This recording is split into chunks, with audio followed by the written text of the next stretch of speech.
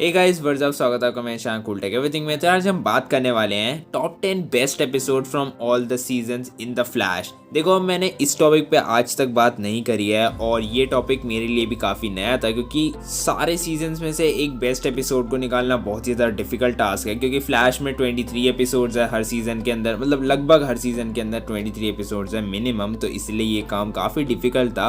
But मैंने वो कर दिया है। और जिन लोगों ने अभी तक फ्लैश के 8 सीज़न नहीं देखे हैं, जाओ पहले जाके देख लो, उसके बाद मेरी वीडियो देख लेना। तो with a face for warning और without any further due video को स्टार्ट करते हैं। Number 10, season 7 episode 18 heart of the matter part 2। अब देखो, season 7 one of the worst season माना जाता है द फ्लैश का। ये मैं नहीं कह रहा हूँ, ये सारी ऑडियंस और फैंस का कहना था कि सीजन 7 में CGI बहुत ही बुरी थी, मतलब इतनी ज़्यादा बुरी कि काफ़ी लोगों ने फ्लैश के सीज़न 7 पे ही फ्लैश को छोड़ दिया था। उन्हें जबकि पता था कि सीज़न 8 और सीज़न 9 भी आएंगे, बट उनकी होप्स वहीं पे ख़त्म हो गई थी कि ये इससे बेटर CGI नहीं बना सकते। मैं मानता हूँ कि आदि पुरुष जैसी मूवी भी बहुत ही गंदे CGI यूज़ कर रही है और उसको तो पक्का बैन कर देना चाहिए, बट फ्लैश एक अलग जगह डिजर्व करता है और सीज़न 8 में इन लोगों ने काफ़ी इम्प्रूव करी। बट इस एपिसोड को चूज़ करने का मेरा सिर्फ एक ही मोटिव था कि इस एपिसोड के अंदर हमें रियल गॉड स्पीड दिखा, गॉड स्पीड का असली मोटिव दिखा, इम्पल्स दिखा, नोरा दिखी, सारे स्पीडस्टर्स दिखे अपनी प्राइम फॉर्म में। साथ ही साथ रिवर्स फ्लैश का रिटर्न भी मिला हमें, और वो भी उसकी प्राइम फॉर्म में। मतलब मैं मानता हूँ कि वो बेरी से स्लो था तो वो उसकी प्राइम फॉर्म नहीं हुई, बट स्टिल हमें रिवर्स फ्लैश दिखा और हमें रिवर्स फ्लैश बेरी एलन का फर्स्ट डुओ दिखा वर्सेस गॉड स्पीड में। तो इसलिए मैंने ये वाला एपिसोड चूज़ किया है सीजन 7 से। Number 9, season 6 episode 15 exorcism of Nash Wells. अब देखो, ये एपिसोड इतना ज़्यादा अमेजिंग इसलिए था क्योंकि पहले तो इसमें बेरी की स्पीड बहुत ही ज़्यादा कम थी और बेरी उसके बावजूद भी रिवर्स फ्लैश से लड़ रहा था। तो ये एक पॉइंट बहुत ही ज़्यादा मेजर लगा मुझे इस एपिसोड का, जो बहुत अमेजिंग था। उसके बाद हमें पता लगा कि हैरिसन वेल्स या फिर रिवर्स फ्लैश दूसरे वेल्स की कॉन्शियसनेस के थ्रू उनकी बॉडी को कंट्रोल कर सकता है, जो कि एक बहुत ही नया कॉन्सेप्ट था जो सीजन 6 के अंदर इन लोगों ने इंट्रोड्यूस किया और फैंस को थोड़ी होप दी कि अब रिवर्स फ्लैश किसी भी तरीके से वापस आ सकता है। अगर एक भी वेल्स टाइमलाइन के अंदर जिंदा है तो वो उनकी कॉन्शियसनेस के थ्रू वापस आ सकता है। और यही एपिसोड था जहां पर मुझे रेड डेथ की होप्स मिली थी कि शायद अब हमें एक नया स्पीडस्टर मिले, red death. But as always CW वालों ने हमें फिर से धोखा दे दिया और वापस से रिवर्स फ्लैश को उसी की एनर्जी से वापस ले आए।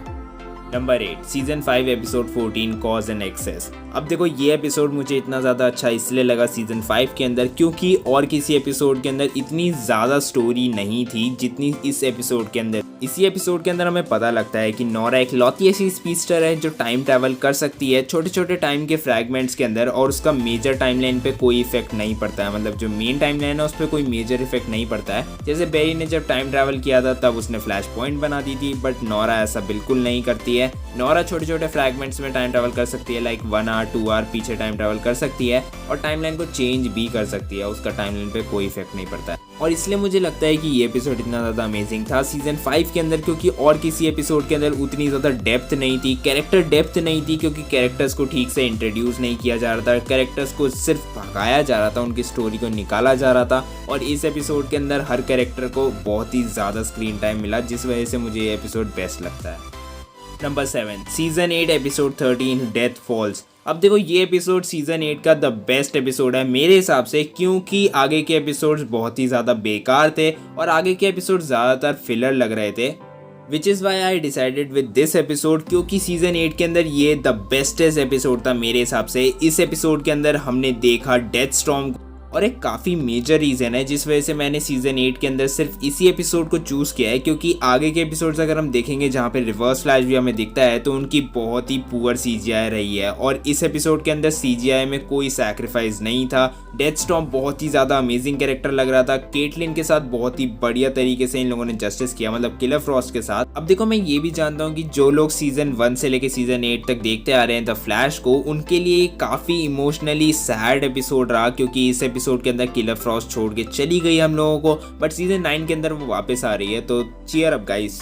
Number 6, season 4 episode 15 enter flash time. अब सीजन 4 के अंदर सारे एपिसोड्स ही बेस्ट थे, बट ये एपिसोड इतना ज़्यादा बेस्ट इसलिए था क्योंकि इस एपिसोड के अंदर हमें ओजी फ्लैश मतलब जे गैरिक दिखा और जेसी वेल्स दिखी। अब देखो फ्लैश की जो फीमेल कास्ट है ना वो काफ़ी ज़्यादा बेस्ट है और मुझे सारे ही फीमेल कैरेक्टर्स इतने ज़्यादा अट्रैक्टिंग और इतने ज़्यादा क्यूट लगते हैं कि मैं क्या बताऊँ, इनके साथ तो मैं बह ही जाता हूँ। इनकी वजह से ही तो मैं अभी तक फ्लैश को फॉलो कर रहा हूँ, वरना मैं फ्लैश सीजन 4 पे ही छोड़ देता। बट जैसी हमें दिखी थी इस एपिसोड के अंदर और हमें पता लगा था कि बेरी अपनी लिमिट्स को क्रॉस कर देता है। बेरी इस एपिसोड के अंदर इतना ज़्यादा फास्ट भागता है कि वो टाइम को स्टॉप कर देता है। मतलब सीरियसली टाइम बेरी से स्लो चल रहा होता है तो तुम समझ ही लो कि कितना ज़्यादा फास्ट होगा बेरी। जस्ट एक हिंट कि बेरी यहाँ पे लाइट स्पीड से भी काफ़ी ज़्यादा फास्ट था, मतलब लाइट स्पीड को भी वो पीछे छोड़ गया था क्योंकि लाइट भी यहाँ पे काफ़ी स्लो ट्रैवल कर रही थी। और इस एपिसोड को एग्जीक्यूट करने के काफ़ी और तरीके हो सकते थे, बट इन्होंने द बेस्ट पॉसिबल वे को लिया और बेस्ट पॉसिबल वे में हमें ये एपिसोड दिया, जिस वजह से मैंने इसे 6 पोजीशन पे रखा है। क्योंकि सीजन 4 के अंदर बाकी एपिसोड्स डिवो और उसके सारे मेटा ह्यूमंस पे फोकस थे, बट ये एपिसोड एज अ फिलर बहुत ज़्यादा अमेजिंग था। Number 5 season 3 episode 20 I know who you are. अब देखो तुम्हें से जितने भी लोगों ने सीजन 3 देखा होगा द फ्लैश का, तुम्हें पता ही होगा कि सीजन 3 कितना सस्पेंस से भरा हुआ था और हमें एंड तक भी पता नहीं लग रहा था कि सैविटार कौन है। इस एपिसोड के अंदर हमें बेसिकली पता लगा कि सैविटार कौन है, सैविटार की रियल आइडेंटिटी पता लगी, उसका रियल मोटिव पता लगा और साथ ही साथ पता लगा कि वो बेरी के साथ ये क्यों करना चाह रहा है, क्योंकि ये उसके अपने सर्वाइवल के लिए था। क्योंकि अगर वो ऐसा नहीं करता तो वो कभी बॉर्न ही नहीं होगा, मतलब उसकी जो इमेज है वो कभी इस टाइमलाइन के अंदर सर्वाइव ही नहीं कर पाएगी। अगर वो बेरी के साथ ऐसा नहीं करता है तो मतलब बेरी के लिए आयरिस को नहीं मारता है तो बेरी कभी डिप्रेशन में नहीं आएगा और वो आगे जाके सैविटार के लिए टाइम रेमिनेंट्स नहीं बनाएगा। तो तुम ऑफ कोर्स समझ ही गए होगे। और इसी एपिसोड के अंदर हमें पता लगा कि बेरी अब सैविटार से एक स्टेप अहेड जाने की कोशिश कर रहा है, क्योंकि सैविटार बेरी से एक स्टेप अहेड रहा है हमेशा से, क्योंकि वो हमेशा अपने आप को फ्यूचर फ्लैश बताता था। बट यहाँ पर बेरी डिसाइड करता है कि वो अपनी फेट को एक्सेप्ट नहीं करेगा और वो फॉर श्योर आयरिस का फ्यूचर बदल के ही रहेगा एट एनी कॉस्ट।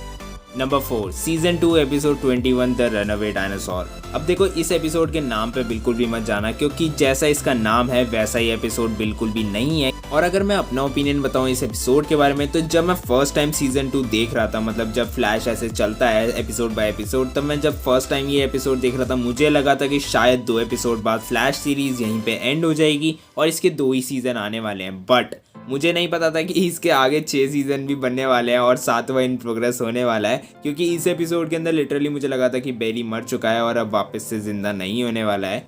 और यही चीज़ इस एपिसोड को इतना ज़्यादा अमेजिंग और इतना ज़्यादा स्पेशल बनाती है, क्योंकि इस एपिसोड के अंदर हमें बेरी का रिटर्न मिलता है और हमें पता लगता है कि स्पीड फोर्स बेरी को हर एक चीज़ से प्रोटेक्ट कर सकती है, तो वो एक प्रोटेक्टिव लेयर की तरह काम करती है बेरी के आसपास।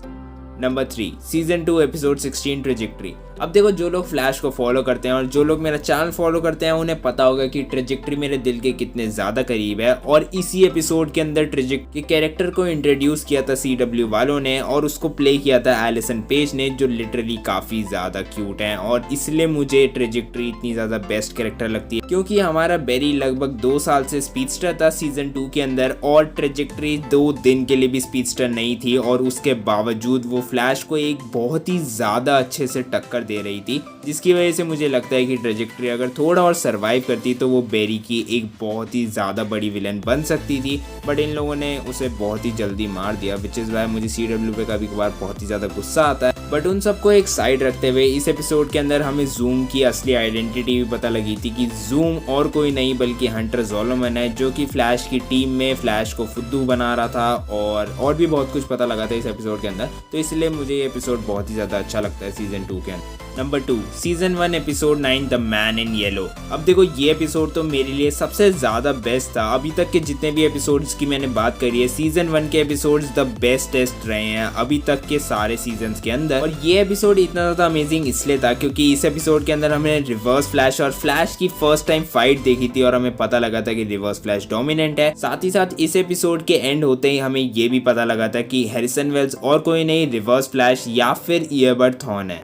Number 1, season 1 episode 1 pilot where it all started. अब चलो बात करते हैं सीजन 1 के एपिसोड 1 की, जहां से ये सब स्टार्ट हुआ था। अगर ये एपिसोड ना होता तो सीरियसली फ्लैश का कोई भी पार्ट हमें अच्छा नहीं लगता, क्योंकि ये एपिसोड ही था जहां पर हमें बेस्ट स्टोरी लाइन मिली, हमें बेस्ट कैरेक्टर डेवलपमेंट्स मिले, हमें बेस्ट स्टोरी सेटअप मिला। मतलब इतनी बढ़िया स्टोरी को सेट करना काफी ज्यादा डिफिकल्ट है, पर शो रनर्स ने सीजन 1 के अंदर कोई भी सैक्रिफाइस नहीं किया। उन्हें ये भी नहीं पता होगा कि फ्लैश की सीरीज सीजन 9 पे खत्म होगी, उनके ऐसे कोई प्लान्स थे भी नहीं और ना ही उन्हें पता होंगे कि ऐसे कोई प्लान्स आगे बनेंगे। बट सीरियसली उन्होंने एपिसोड 1 के साथ बहुत ही ज्यादा जस्टिस किया, क्योंकि हमें फ्लैश की स्टोरी को एक अलग टेक से दिखाना वो एक काफी बड़ा रिस्क था, बट इन लोगों ने वो रिस्क लिया और वो रिस्क सक्सेसफुल हुआ। जहां पर सीजन 1 अभी तक का सबसे ज्यादा व्यूड सीजन माना जाता है सारी एरोवर्स सीरीज के अंदर, और साथ ही साथ सारे सीजन्स के अंदर अभी तक का बेस्टेस्ट सीजन 1 है मेरे हिसाब से।